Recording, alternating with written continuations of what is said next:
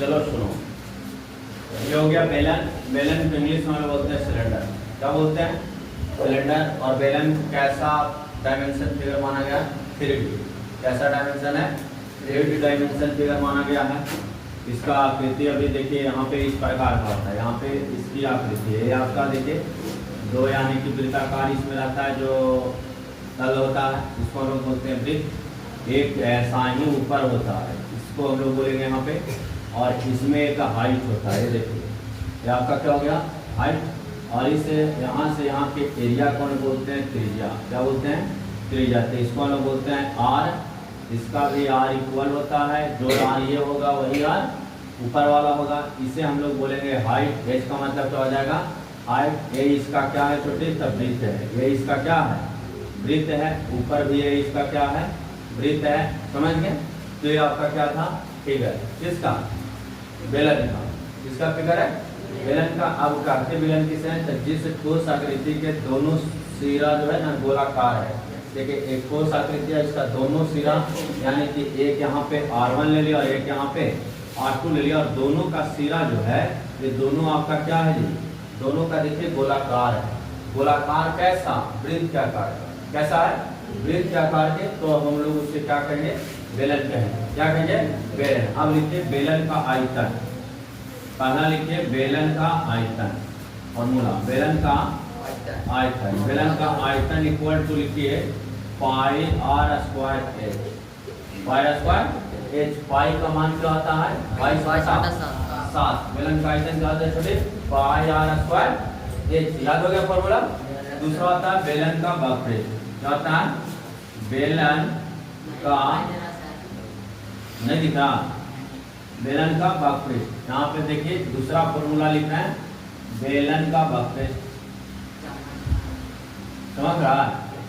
तो फॉर्मूला इसी से निकाल देते हैं।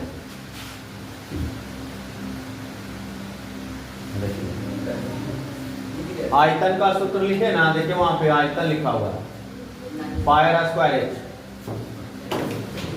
बेलन का आयतन देखिए पाई आर स्क्वायर एच दिख रहा है वहां पे, उसको लिखे।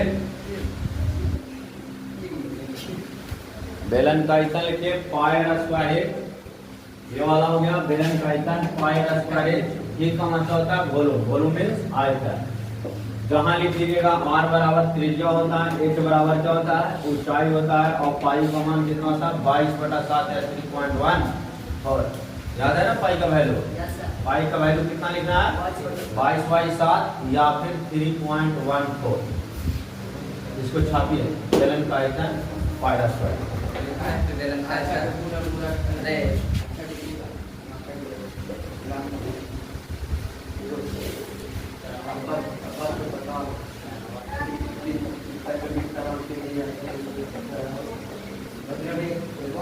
हो गया? नहीं लिखे? लिख दे क्या जी फॉर्मूला? चलो देखो बोर्ड पर लिख रहे हैं। पहला हो गया बेलन का आयतन। देखिए यहाँ पे बेलन का आयतन। किसका आयतन? बेलन का आयतन क्या होता है छोटे?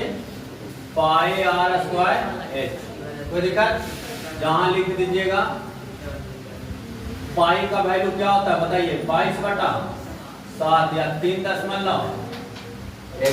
जहां जहां पाई रहेगा वहां पे वैल्यू या तो 22/7 लिखना है या 3.14 लिखना है। कोई दिक्कत? दूसरा यानी कि बेलन में और क्या होता है? आर। आर इक्वल टू क्या होता है? त्रिज्या। क्या होता है जी? आर बराबर त्रिज्या। एच बराबर क्या होता है बाबू? ऊंचाई। बेलन की ऊंचाई। ये लिख दिया। इसके बाद देखिए अब सेकंड जो फॉर्मूला है बेलन का वक्र। बेलन का वक्र पृष्ठ क्षेत्रफल। बेलन का वक्र क्षेत्रफल होता है 2 पाई आर एच। क्या होता है छोटे? 2 पाई आर एच लिखिए। तीसरा हो गया बेलन का कुल पृष्ठ। बेलन का कुल पृष्ठ क्षेत्रफल। बेलन का कुल पृष्ठ क्षेत्रफल होता है 2 pi r into r plus h. क्या होता है? 2 pi r into r plus h. चौथा आपसे फॉर्मूला पूछेगा आधार का क्षेत्रफल। किसका? आधार का क्षेत्रफल। आधार का क्षेत्रफल होता है पाई आर स्क्वायर। ये है आपका 4 फॉर्मूला बेलन से संबंधित। किससे संबंधित? बेलन से। बेलन।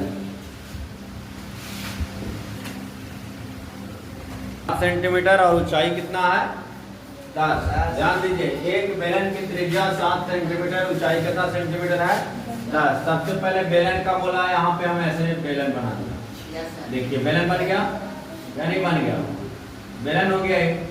अब ये आपका जब बेलन हो गया जिसमें आपका ऊंचाई दे रखा है कितना है जी? 10। कितना सेंटीमीटर?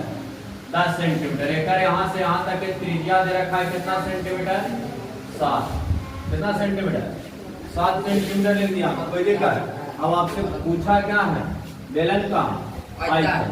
बेलन का आयतन बराबर क्या होता है? बेलन का आयतन इक्वल टू फॉर्मूला होता है पाई आर स्क्वायर एच। नहीं, पाई का मान क्या होता है?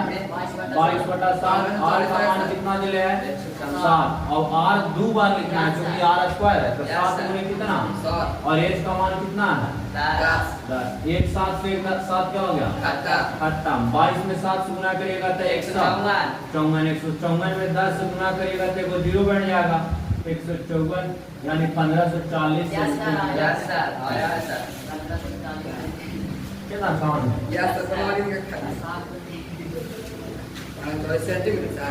Centimetre cube. सुनिए, एक बेलन का CSA निकालना है जिसका त्रिज्या 7 सेंटीमीटर, ऊंचाई कितना सेंटीमीटर दे रखा है? 14 सेंटीमीटर। अब यहाँ देखिए एक बेलन है, ये आपका बेलन हो गया। इसका ऊंचाई दे रखा है कितना सेंटीमीटर? 14। और त्रिज्या कितना दे रखा है? 3। यहाँ 3 सेंटीमीटर लिख दिया, कोई दिक्कत? अब आपसे पूछा है CSA को इंग्लिश बोल दिया है और इसको हिंदी में बोले हम लोग वक्रपृष्ठ। क्या बोलेंगे? वक्रपृष्ठ। यहाँ पे लिखेंगे बेलन का वक्रपृष्ठ।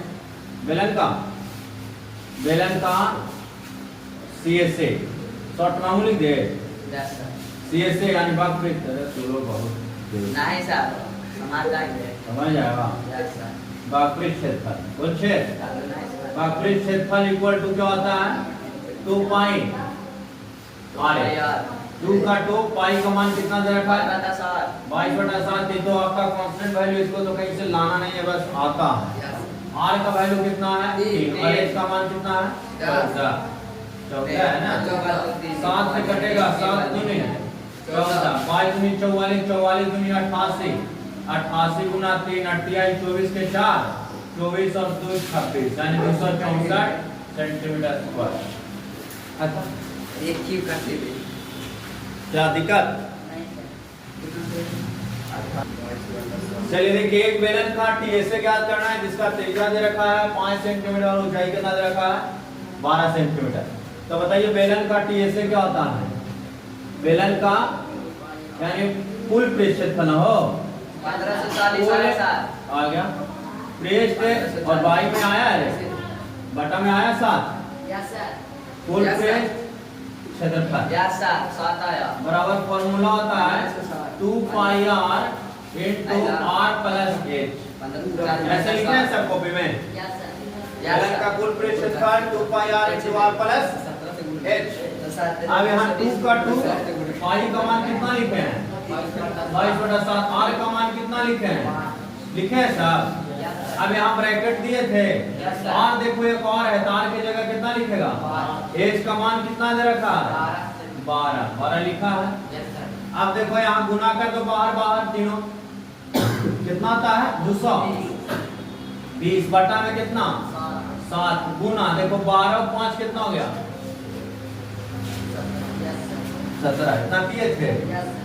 अब यहाँ जोड़ दिया 12 5 17, गुना किया था कितना आता है जी? 3740 आया। 3740/7 सेंटीमीटर। Yes sir.